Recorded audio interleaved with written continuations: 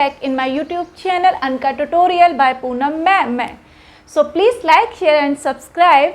आज से हम अपने हिंदी टॉपिक की शुरुआत करने वाले हैं। कल के वीडियोस में हमने सारे सिलेबस को समझा था कि हमें क्या क्या पढ़ना है हिंदी में, और आज हम उसके पहले स्टेप पर हैं। जो टॉपिक है आज मेरा, आज उसका नाम है भाषा, यानी कि हिंदी व्याकरण में भाषा से हम शुरू करते हुए अपने अंतिम पड़ाव तक जाएंगे। ठीक है, तो आज की मेरे टॉपिक का क्या नाम है? भाषा। देखो बच्चों, जब हम ऐसे समझो आप कि जब मनुष्य अपने प्रारंभिक एज में था, यानी कि जब हमारे पूर्वज ज़मीन पर आए, या उनका कहते हैं कि बानरों से जब वो इंसान बने, तो उस समय उनकी कोई भी भाषा नहीं थी। तो सोचो कि अगर उनकी कोई भाषा नहीं थी तो वो सब आपस में कैसे कम्युनिकेट करते थे? कुछ तो रहा होगा। तो उस समय जब उनकी कोई भी भाषा नहीं थी तो वो लोग संकेतों में बात करते थे, हाव भाव से बात करते थे, ध्वनियों से बात करते थे। जैसे कौआ है, कौआ कैसे बोलता है? काँव काँव करता है। कोयल कैसे बोलती है? पीहू पीहू बोलती है। बिल्ली कैसे बोलती है? म्याऊं म्याऊं करके बोलती है। और एक छोटा बच्चा, उसकी क्या भाषा होती है? ऊ ऊ ऊ। तो हर किसी की अपनी एक भाषा होती है। भाषा के अभाव में हमारा सामाजिक परिवेश नहीं बन सकता। हम अपने मन के विचारों को नहीं, उन्हें अवगत नहीं करा सकते किसी दूसरे व्यक्ति से, अगर हमारी कोई भाषा नहीं है। तो ईश्वर ने हम सबको, चाहे वो जीव जंतु हैं, पेड़ पौधे हैं, इंसान हैं, कोई भी प्रजाति है दुनिया में, जल जीव से लेकर के कोई भी प्रजाति, सबको भगवान ने उनकी एक ध्वनि दी है, उनकी एक भाषा दी है, उनकी एक सांकेतिक भाषा दी है। ठीक है, तो आज हम हिंदी व्याकरण में सबसे सरल टॉपिक्स को पढ़ेंगे और सरल से हम कठिन की ओर जाएंगे।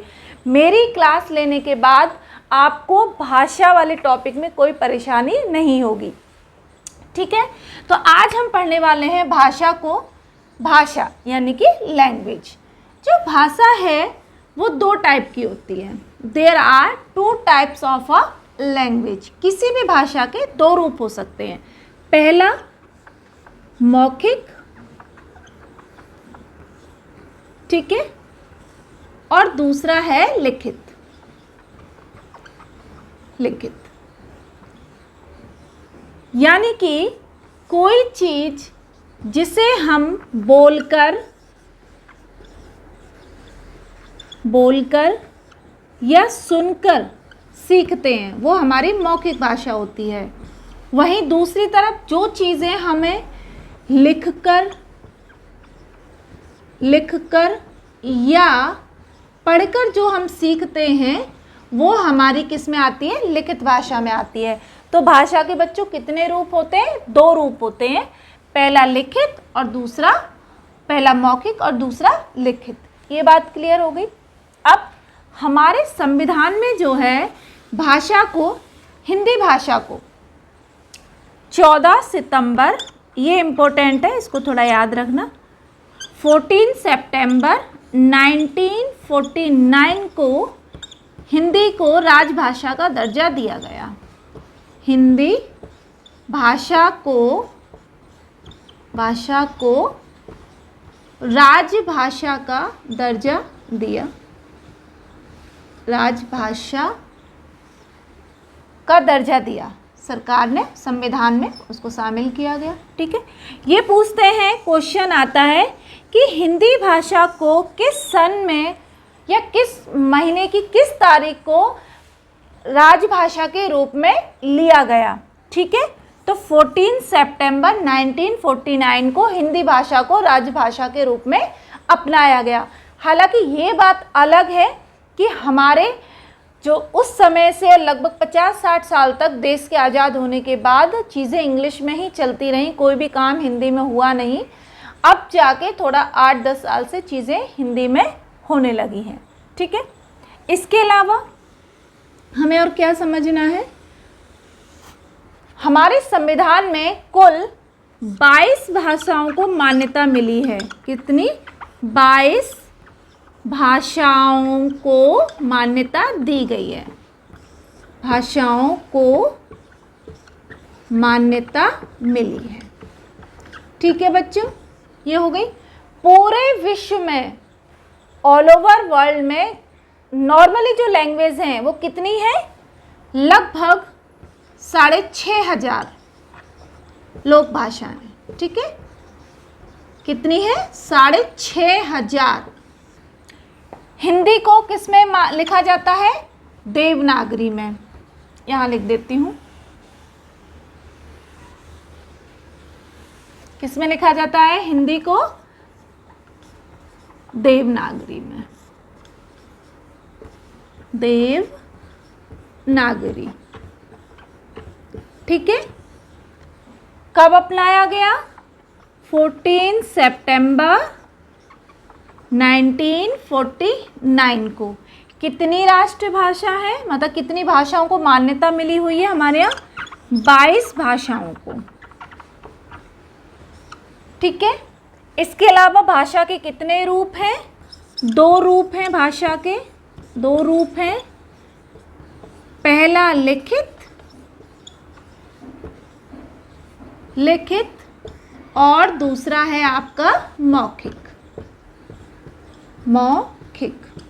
ठीक है बच्चों, ये बात हो गई। यही चीज़ें हैं भाषा में जो हमें समझनी है। एक चीज़ कि जब हम व्याकरण पढ़ते हैं तो किसी भी भाषा को क्रमबद्ध तरीके से कैसे सीखना है, उसके लिए एक क्या होती है? लिपि होती है। हर भाषा की अपनी एक क्या होती है? लिपि होती है।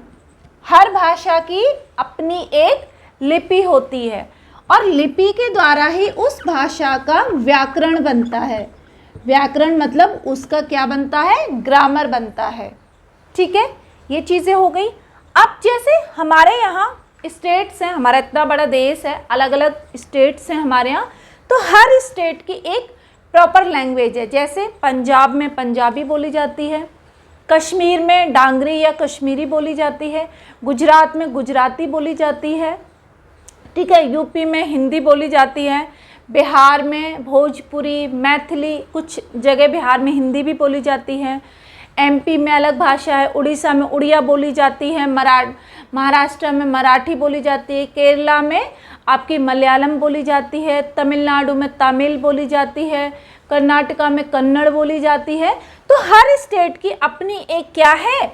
एक भाषा है, लोक भाषा है, और उसी लोक भाषा की अपनी एक क्या है? लिपि है। जैसे हमारी जो हिंदी भाषा है या देवनागरी भाषा है, इसकी लिपि में क्या अक्षर आते हैं? अ, आ, ई। ठीक है बच्चों, आज की इस छोटी क्लास में हमने भाषा को समझ लिया, भाषा के प्रकार को समझ लिया, कितनी राजभाषा हैं जो हमारे देश के संविधान में उनको मान्यता दी गई है। ठीक है, अगली वाली क्लास में हम वर्ण और विचार शब्दों को पढ़ेंगे। तो मिलते हैं अपनी एक नई क्लास में एक नए टॉपिक के साथ। अपना ध्यान रखिए, अच्छे से नोट्स बनाइए और तैयारी में लगे रहिए। Bye bye.